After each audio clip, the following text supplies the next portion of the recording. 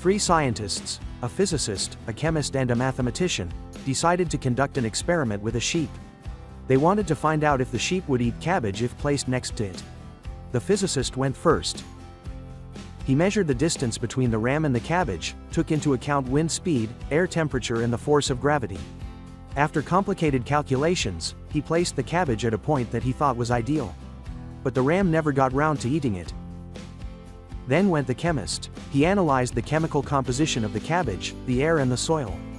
He added some nitrogen to the cabbage for better flavor and planted it according to a special formula.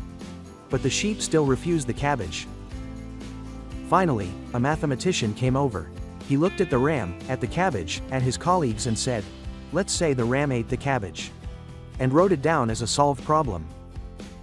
All three scientists stood puzzled, but the mathematician explained, "In theory, we have already proved that a sheep can eat cabbage.